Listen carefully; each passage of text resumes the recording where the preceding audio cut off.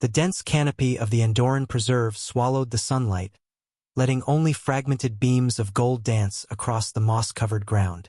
Arithan adjusted the strap of his pack, pushing past the tangled vines that clung to his sleeves. He had spent years chasing whispers of lost civilizations, but this time, the rumors felt different.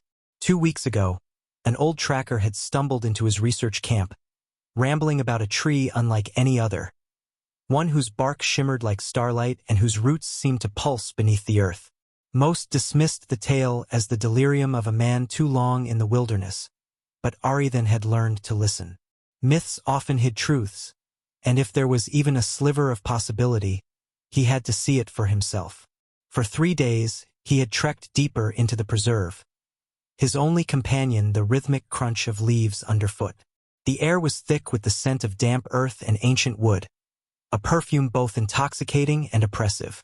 As he moved forward, something shifted. The forest, once alive with the chirps of unseen creatures, fell into silence. Even the wind seemed to hesitate. His pulse quickened. Then he saw it. The tree loomed before him, towering above the rest of the forest like a sentinel of a forgotten era. Its bark shimmered with a metallic sheen, silver woven with threads of deep violet, as if the cosmos itself had bled into its form. The roots coiled outward, thick and gnarled, spreading across the ground like veins of a slumbering giant. And within its embrace she lay. At first, he thought it was a trick of the light, an illusion cast by the iridescent surface. But as he stepped closer, details emerged. A figure, seamlessly woven into the bark, as if the tree itself had cradled her for centuries. Her skin, smooth as polished stone, carried a faint luminescence. Her features were delicate yet striking, alien and yet achingly familiar. Her hair, dark as the void between stars, cascaded down in thick strands that merged with the wood. Vines curled around her limbs, as if reluctant to let her go. Arithan's breath caught in his throat. He had seen depictions of beings like her before, in half-burned texts, in murals hidden in the ruins of temples long forgotten. The last keeper, the guardian of the veil, a figure of myth, spoken of in hushed reverence. But she wasn't a legend carved into stone. She was real, and she was asleep. His hand trembled as he reached out, drawn by an invisible force he couldn't name. The instant his fingers brushed her cheek, a jolt shot through him, like static crackling against his skin. The air vibrated. A deep, resonant hum rippled through the tree. The earth beneath him trembled. With a sound like splitting stone, the bark around her cracked. Thin, glowing fissures spiderwebbed across the surface, and the roots coiled inward, withdrawing like a receding tide. The woman's chest rose with a sudden, sharp breath, a sound both fragile and powerful. Her eyes snapped open. A swirl of galaxies stared back at him, irises shifting like nebulas caught in an eternal dance. She gasped, her body jerking forward as if pulled from a dream too deep to escape. The world seemed to hold its breath. Arithan stepped back, heart hammering against his ribs. She blinked, her gaze darting around as if trying to reconcile the reality before her with whatever memories clung to her mind. Then those luminous eyes locked onto him. "Where am I?" Her voice was soft, but it carried an ancient weight, as if it had echoed across centuries before reaching him. Arithan swallowed, his throat suddenly dry. "You're on Earth," he said carefully. "The Andorran preserve." Her brows knitted together, confusion flickering across her face. A shaky hand lifted, fingers brushing against her temple, as if trying to pull fragments of lost time from the depths of her mind. "Earth," she repeated, the word foreign on her tongue. A gust of wind rustled the trees, breaking the heavy stillness between them. Arithan hesitated before stepping closer, his instincts warring between caution and an inexplicable urge to reassure her. "You've been here a long time," he said. "Maybe thousands of years. Maybe more." She inhaled sharply, as if the realization had just struck her with full force. Her body trembled, and for the first time, she looked afraid. "I don't remember," she admitted. "I don't." She stopped, her breath catching. Arithan saw the panic rising in her eyes, the way her fingers curled into the soil as if grasping for something real, something tangible. He knew that feeling, waking in a place unfamiliar, with memories fractured like shattered glass. He crouched beside her, keeping his voice steady. "It's okay. You're safe." She exhaled shakily, watching him with an unreadable expression. The way she studied him, intense, searching, sent a shiver down his spine. It was as if she was trying to remember something about him, something just out of reach. Then, in a whisper so soft he almost missed it, she spoke again. "You woke me." It wasn't a question. It was a truth, and somehow they both knew it. A pulse of warmth passed between them, faint but undeniable. Her fingers twitched against the earth, and for the briefest moment, he thought he saw the remnants of vines retreating as if reluctantly surrendering their hold. "Who are you?" she asked. "Arithan Ral," he answered, though the name felt oddly small in the face of whatever was unfolding between them. "I'm a researcher. I study lost civilizations, ancient history." A bitter, almost knowing smile touched her lips. "Then you have found the oldest mystery of all." The wind whispered through the trees, and the last remnants of bark that had clung to her skin flaked away, dissolving into dust. She shifted, attempting to stand, but her legs wobbled beneath her. Without thinking, Arithan reached out, steadying her. The moment their hands met, something deep inside him stirred. A connection, raw and unexplainable, sparked to life. It was more than touch, more than sight. It was recognition. Her breath hitched. "You feel it too," she murmured. He did, but he didn't understand it. She straightened, regaining her balance, and for the first time, she truly looked at the world around her. Her eyes traced the towering trees, the way the golden beams of sunlight filtered through the leaves, the endless sky stretching beyond the canopy. A soft, almost mournful expression crossed her face. "It's different," she said, more to herself than to him. "You remember something?" he asked. She hesitated, then shook her head. "No, and yes. It's not memory. It's an echo." An echo of what? He wanted to ask, but something in her expression stopped him. A distant rumble sounded through the trees, low and almost imperceptible. Her body tensed, and for the first time, Arithan saw something else in her stance. Not just confusion, not just sorrow, readiness. He knew then that whatever had held her trapped within that tree for millennia might not have let her go so easily. And whatever had awoken with her might not be done yet. The air between them was charged, thick with something unseen yet undeniably present. Arithan could feel it pressing against his skin, wrapping around his ribs like invisible vines. The woman, Sylthaera, as she would later call herself, stood before him, her fingers flexing as if testing her own existence. The last remnants of bark and vine had released their hold, leaving her free, yet something about her posture suggested she wasn't sure what freedom meant anymore. She inhaled deeply, as if the act of breathing itself was something long forgotten. Arithan watched her closely, the way her luminous eyes flickered with emotions he couldn't begin to decipher. Confusion, wonder, grief, perhaps even recognition. "I shouldn't be here," she whispered. Her voice trembled, but not with fear. It was something else, something deeper, as if the universe itself had tilted in the wrong direction and she was the only one who knew it. "You were trapped," Arithan said, fused to the tree. For a long time, her gaze snapped to his, searching his face with an intensity that made his breath hitch. She stepped forward, slowly, her bare feet barely making a sound against the earth. When she was close enough for him to see the faint glow beneath her skin, she spoke again. "You woke me," she said, repeating the words from before, but this time they carried weight.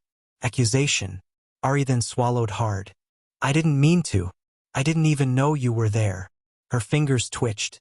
"But you were meant to. No one else could." His pulse quickened at the certainty in her voice. "Why me?"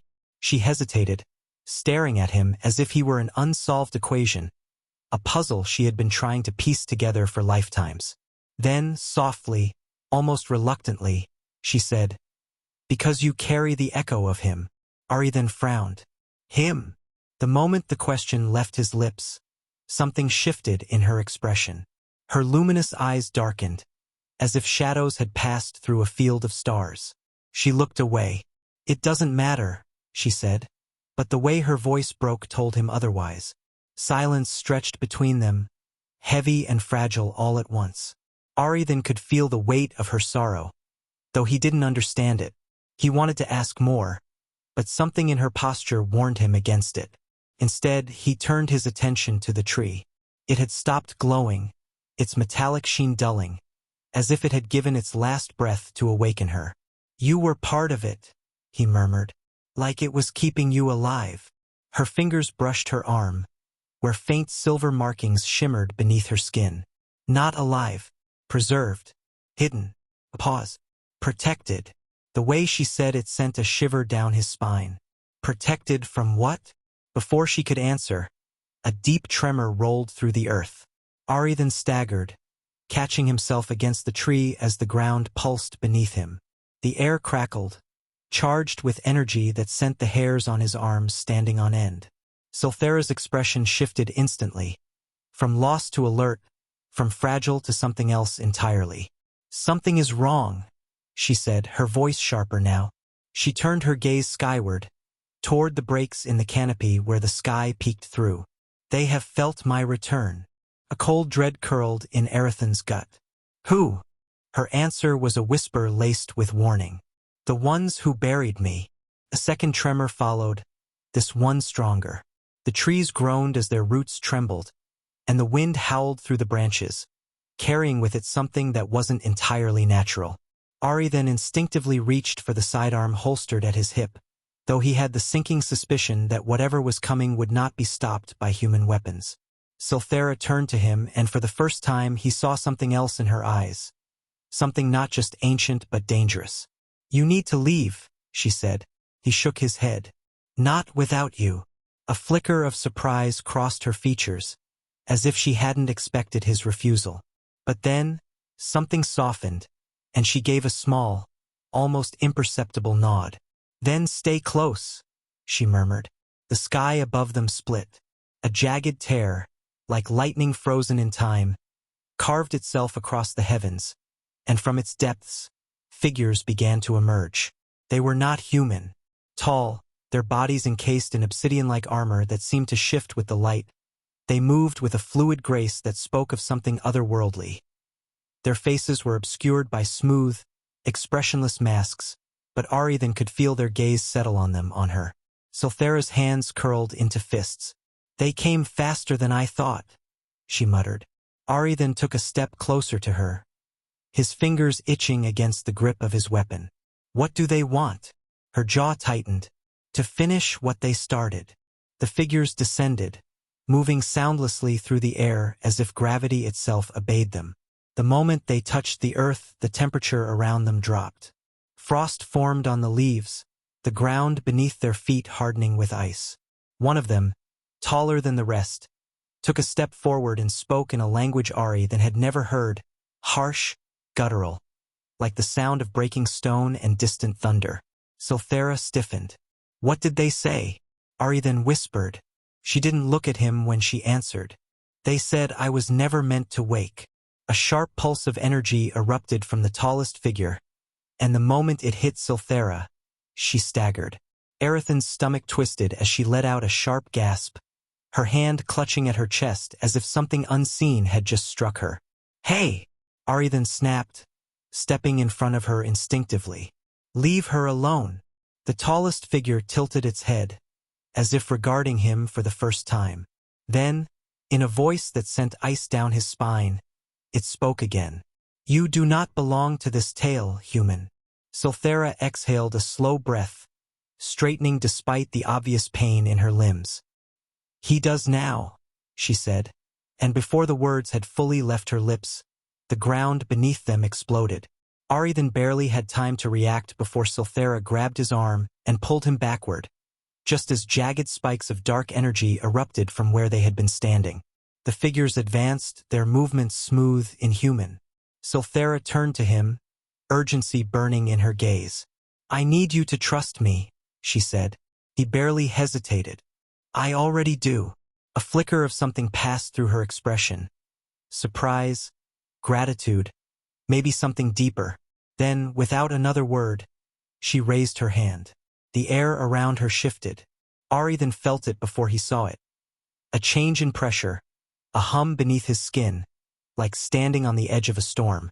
The silver markings on her arms began to glow, pulsing in rhythm with something unseen. The ground trembled beneath them, and the tree, her tree, began to pulse with the same ethereal light. The figures hesitated. "You will not take me again," Sylthaera said, her voice no longer a whisper, but a force. The tallest figure lifted a hand. "So be it." The sky roared as the battle began. The moment the sky cracked open, the forest erupted into chaos. Trees bent under an invisible force, their leaves shivering as if trying to flee from the presence of the obsidian-clad figures. The air, once thick with the scent of damp earth and ancient wood, now carried the sharp tang of energy, raw, pulsing, electric. Arithan barely had time to react before Sylthaera moved. 1 second, she was beside him, her fingers gripping his wrist as if anchoring herself to something real. The next, she was everywhere. A blur of motion, her body shifting like liquid light. Her silver markings flared, and with a sweep of her hand, the ground beneath their attackers buckled. A fissure cracked through the earth, splitting the battlefield apart. Thick, glowing roots burst from the ground like serpents, coiling toward the nearest figure. The air vibrated with the force of it, and for the first time, Arithan saw hesitation in their movements. But hesitation did not mean fear. The tallest figure, their leader, their executioner, raised a hand. A pulse of darkness rippled outward, and in an instant, the roots that had surged forward shriveled, blackened by some unseen force. Sylthaera staggered, her breath hitching. Arithan lunged forward without thinking, catching her before she could fall. The moment their skin met, a current jolted through him. Not pain, not heat, but something more, something that settled into his very bones. She gasped, her gaze snapping to his. "You!" Before she could finish, the leader of the Dark Ones spoke. "You do not understand what you have awoken, human." The voice was deep, layered, as if more than one being spoke at once. Arithan forced himself to stand straighter, shielding Sylthaera despite knowing how futile it was. His mind screamed at him to run, to retreat, but something deep inside, the same force that had drawn him to the tree in the first place, refused. "I understand enough," he said, his voice steadier than he felt. "You're afraid of her." A pause. The figures did not shift, did not breathe, but something passed between them. A silent acknowledgement, a ripple in their unity. Then the leader moved, not walked, moved. One moment he was standing 10 feet away. The next, he was in front of Arithan, his form an unnatural blur of speed. Arithan barely had time to react before a hand, cold, unervingly smooth, clamped around his throat. Sylthaera screamed. The sound tore through the air, vibrating like the wail of the cosmos itself. The trees around them bent, their trunks groaning under the force of her rage. The earth cracked beneath her feet, and her silver markings flared blindingly bright. The leader tightened his grip. Arithan gasped, stars bursting behind his eyes as his feet lifted from the ground. The pressure around his throat was suffocating, crushing, like the weight of the universe was pressing down on him. "Release him," Sylthaera snarled. The leader tilted his head. "You are bound to the past, Guardian. You cannot save what is already lost." Sylthaera moved. Fast, too fast for Arithan to process. One moment she was yards away. The next, she tore through the space between them, a silver streak of fury. Her hand crashed against the leader's chest, and for the first time he stumbled. The grip on Arithan's throat loosened just enough for him to suck in a sharp, desperate breath. He hit the ground hard, coughing as pain radiated through his limbs. Sylthaera did not stop. She pressed her palm against the leader's armor, and the forest responded. The trees trembled. The earth rose. Roots exploded upward, coiling around the dark figures like living chains. The metallic bark of her tree shuddered, its surface rippling as if reacting to her power. "You will not take him," she whispered, voice deadly. The leader exhaled slowly, as if disappointed rather than afraid. "Then you will burn with him." The sky darkened. It was unnatural, wrong, like the heavens themselves had been turned inside out. A void stretched above them, swallowing the light, consuming the air. Arithan felt it. The pull, the unbearable weight pressing down on him, on her. His breath came in ragged gasps, his muscles locking under the pressure. Sylthaera clenched her jaw, sweat beating at her temple. She was struggling. Arithan didn't think. He reacted. He lunged forward, reaching for her, grabbing her wrist just as the darkness crashed down. For a moment, there was nothing. No sound, no sight, no pain, just weightlessness. Then, a spark. A single, flickering light in the abyss. It was small at first, fragile. But it grew. Brighter. Stronger. Sylthaera gasped, her body jerking as if she had been struck by lightning. The silver markings on her skin flared violently, brighter than before, pulsing with a rhythm Arithan could feel. The leader of the Dark Ones hesitated. The light expanded. Arithan couldn't explain it, didn't understand it, but he felt connected to it, as if it wasn't just coming from her. It was coming from them. The darkness above them shattered. A wave of pure energy erupted outward, sending the dark figures flying. The leader skidded back, his form flickering, unstable. Sylthaera stood tall, breathless, glowing. And for the first time, Arithan saw it, the recognition in the leader's stance. Not anger, fear. "You are not supposed to remember," the leader said. Sylthaera took a step forward, her gaze unwavering. "And yet I do." She lifted a hand. The leader vanished. Not fled. Vanished. Like he had never been there at all. The remaining figures did not hesitate. They turned, their forms dissolving into wisps of shadow, retreating into the void from which they had come. Then the silence. The air, heavy moments ago, felt lighter. The trees, battered and bent, exhaled. It was over. For now. Sylthaera's knees buckled. Arithan caught her before she hit the ground, his arms wrapping around her as she slumped against him, trembling. He exhaled shakily, resting his forehead against hers. "That was a lot." A breathless chuckle escaped her lips. "You have a gift for understatement." He pulled back slightly, looking into her eyes. "Are you okay?" She hesitated. Then softly, she said, "I am not sure what I am anymore." Arithan tightened his grip on her. "You're not alone." For the first time, she believed him. But somewhere, in the depths of the void, the Dark Ones whispered. And they were not finished yet. The silence stretched between them, thick with the weight of everything that had just transpired. Sylthaera's body trembled against Arithan's, the glow beneath her skin dimming as exhaustion took hold. She had fought them off. For now, but the battle had cost her. He could feel it in the way she leaned into him, the way her breaths came uneven, as if every inhale was a struggle. Arithan held her close, one arm wrapped around her waist, the other resting lightly on her back. He had no idea how to comfort a being who had been part of a tree for millennia, no idea how to offer solace to someone who had just been torn from one reality and thrust into another. But he would try.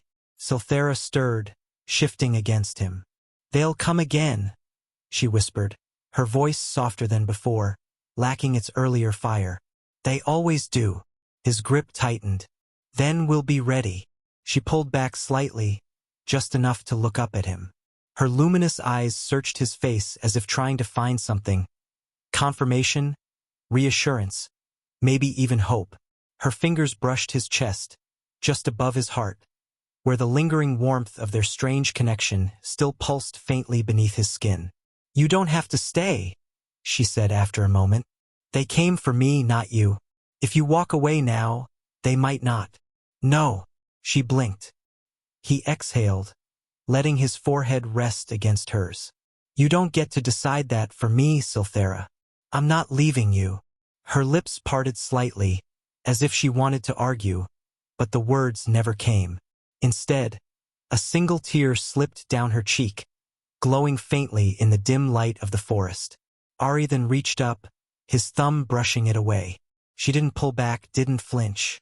For a woman who had spent an eternity in silence, she had so much to say.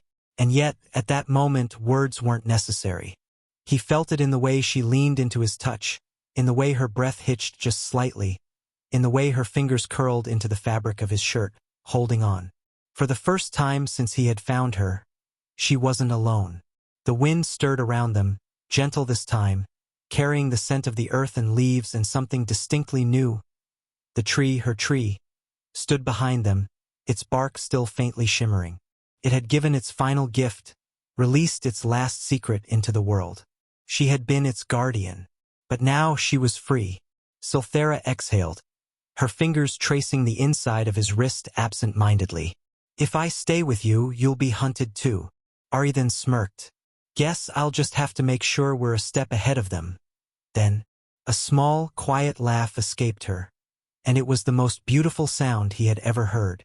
For a long moment they simply stood there, holding each other, breathing in the same air, existing in the same moment. Then, she whispered, I remember now. Arithan pulled back slightly. Remember what? Her fingers found his, lacing them together with a quiet certainty. Why only you could wake me?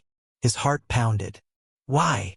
She smiled, soft, knowing, filled with something ancient and infinite. Because I was waiting for you.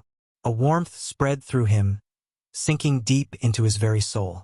He didn't know what that meant, not entirely, but he knew one thing for certain. He wasn't walking away from this, from her. A new journey had begun, one neither of them had expected. And for the first time in thousands of years, Sylthaera wasn't waiting anymore. She was living, and she would never be alone again.